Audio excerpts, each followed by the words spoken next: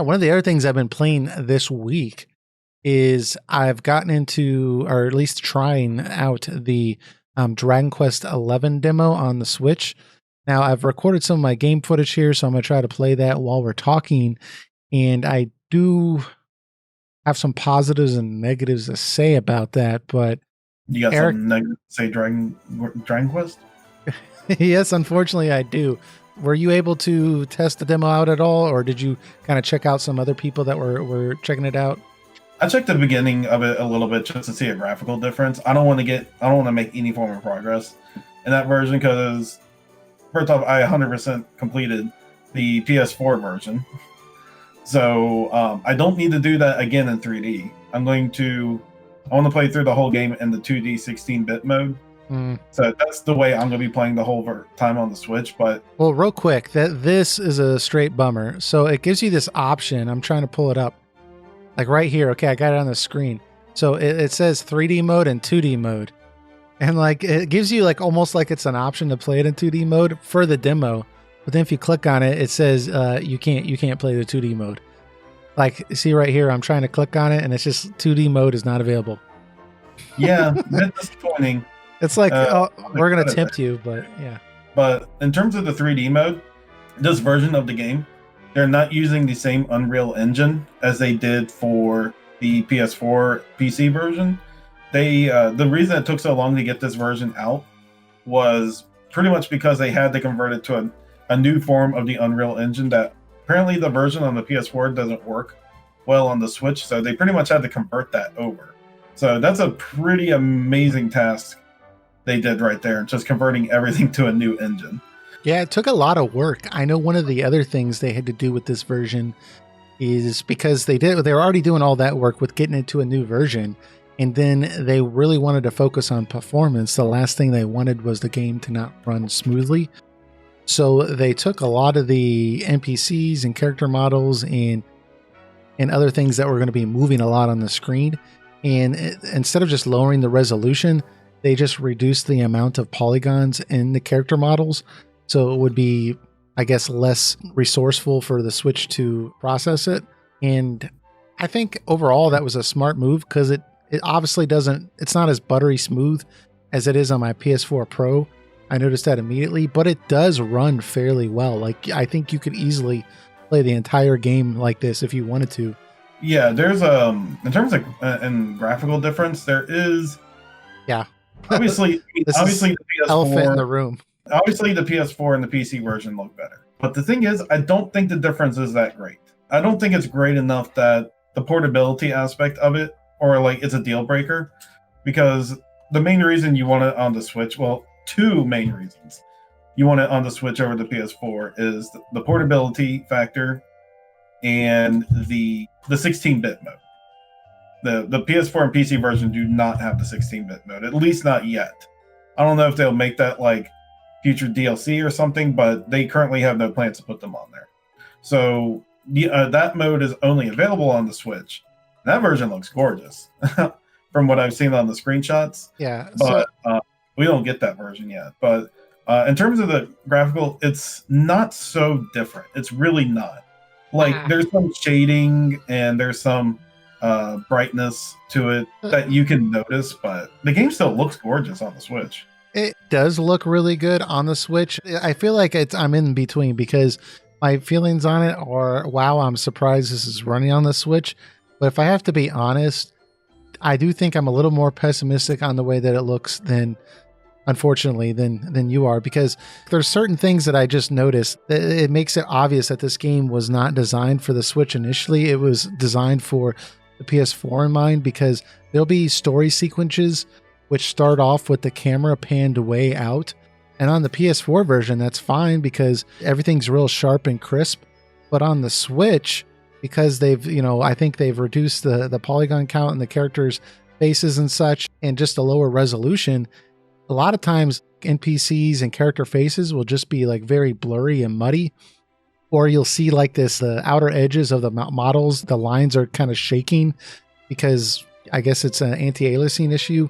I'm not too sure, but there's other things like the grass is popping in and the trees pop in only a couple feet in front of you. So to me, there is a big I don't want to say a big difference, but I can definitely tell, like, it feels like I'm playing the game without my glasses on compared to what I'm used to. But I do think that if you have not played one of the other versions, I don't think that this would be a bad way to play the game, because there are times when it does look almost just like the PS4 version. But on the note that you brought up that, the PS4 and PC version don't have the 16-bit version and they don't have the orchestra, I'm going to buy this on the Switch just for that reason. But I'm a little irritated that they're not just offering us that ability on the PS4, because they're calling this the definitive edition, but then it's not. It's like the PS4 version I was surprised about how many complaints there were about the soundtrack not being orchestrated. I really didn't think people were going to care too much about that. But the thing I is, was surprised. That was a major complaint from people. Yeah, but now the Switch version does have orchestrated sound. Yeah, but okay, yeah, and it sounds beautiful, and like that's one thing where I'm like, wow, this is really cool to play it with a live orchestra. It sounds fantastic. But the thing is, I don't feel like that's a selling point for the Switch version necessarily.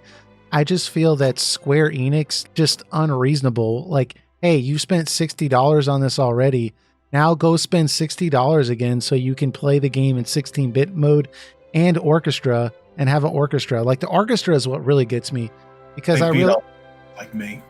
Yeah, they know you'll buy it again, that you'll spend $60 more, and that's why they do it. And then like it's just like, why would you do that? And I'm sure that eventually this stuff will come over to the PS4 and the PC. There's no reason not to, but it's just, I hate that they do this, that they have this exclusive content. They're going to call this the definitive version, but we already know the PS4, or especially the PC version, is going to look the best. So if the PC version had the orchestra and the 16-bit mode, yeah, it wouldn't be portable, but that would definitely be more of a definitive edition than this version. And like, it's not like the Switch version wouldn't have something that they could sell people on. I mean, to be able to play this in portable mode, that is a selling point in of itself.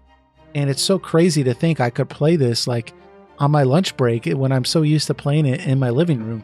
That's awesome, but come on, Square. Like, like just give us everything on the PS4 version and stop making people buy this game twice just to like get something that should cost like an extra $10. Another big thing is that it's coming out, I think, the same week that, or a couple days after the Link's Awakening remake, which may not be bad on my end, because I know the Link's Awakening remake so well that I can probably beat it and get 100% it before Dragon Quest XI-S comes out. Yeah. And so that'll be interesting around that time. But yeah, I do agree with what you say in terms of like the game's graphical fidelity and what features are and are not.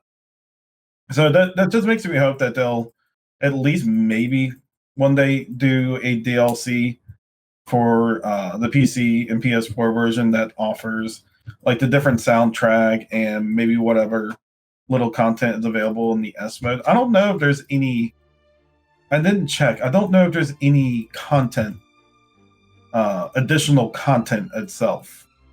Well, I know Nintendo's big on, hey, if you're going to re-release your game, like it's not a new game, but it's going to be like a re-release on our system, that they're really pressuring companies into having something that's exclusive, even if it's small.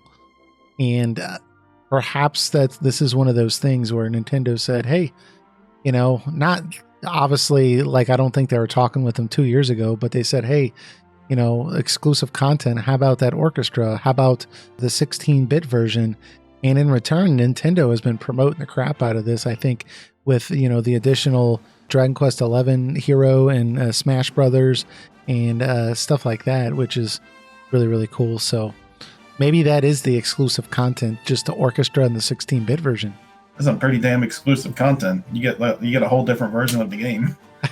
Yeah. Yeah. I saw some people in some comments kind of pointing out that, hey, it's really cool we're getting the 16-bit version, but how come no one's complaining that we're not getting the 3DS version? And I mean, it's really a meet in the middle between the 16-bit version and the PS4 version. Yeah.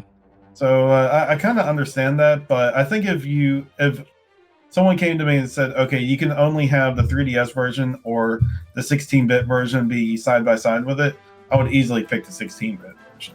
Yeah, me too. And I kind of thought about this and was trying to figure out why I felt that way. And I think it's because the 16-bit version feels like a novelty thing. It feels like a nostalgic thing. It seems like a really cool and fun and creative idea. Whereas the 3DS version itself, that's like a 3D version of this game, but only on the 3DS, that feels more like a limitation of hardware than it does a creative endeavor, if you know what I mean. It just feels like it was limited by the hardware and the way it looks, and not necessarily like they were like, hey, let's make a PlayStation 1 looking game version of this game. So I think that's probably why people are kind of more hyped about the 16-bit version than they would be about the 3DS version. Yeah. And I'm thinking a lot about like the 16-bit version. I'm just kind of thinking how they're going to do certain scenes like in that version. I'm so fascinated by Is it going to have voice acting? I don't think so. I feel like that would be weird. Don't quote me on that, but in all the previews I've seen have not had voice acting to it. I'm okay with that if they don't, but like it would be, yeah, it would be strange if you have these little, pixel art character and like you have this massive voice coming through like so much of these characters have. It would be really, really strange. I think you'd get used to it though. Yeah, I know the Japanese version definitely doesn't, because the 3D version doesn't have voice acting either. Though I think they did later add a Japanese voice track to the game in Japan, because the first version of the game that came out over there didn't have any voice acting. So it was the same deal with 8, like they did with Dragon Quest 8. There was no voice acting in Japan, but they brought voice acting to the Western version. So for 11, they did the same thing, and we put voice acting in it, and then Japan was like, huh, maybe we should put it in ours. It's weird. Like they just don't want to release the same stuff on both versions. They're willing to be a little more experimental with the West, but in Japan, they keep those games very traditional. Like, yeah, that's right. We get a fancier UI, fancier looking UI. They get the same Nintendo looking UI. Like black and white text. Being traditional. Yeah, I totally forgot about that, but they did a lot of work for the Western version with the UI and the little boxes and everything, and just the way it looks a little bit more high def. So yeah, I forgot about that. Interesting. But anyways, so this game's going to come out, I think, on the 27th at the end of September, and it's going to be a day one purchase for me, but I'm going to reluctantly spend that money because I'm upset that we're not getting all this content on the PS4 version, or at least the opportunity to buy the 16-bit version by itself.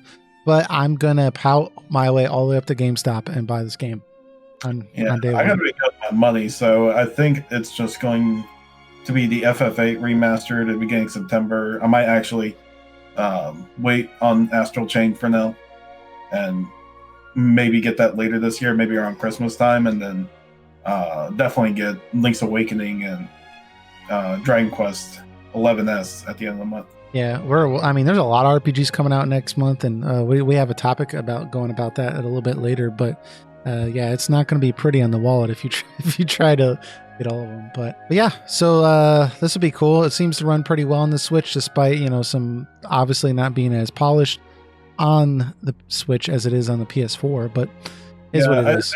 Yeah, I think it. Just to put everything in short, I think it just ultimately, if you get this version, ultimately depends on what exactly you're looking for out of the game. If you want to decide between the PS4 PC version or this version. Right.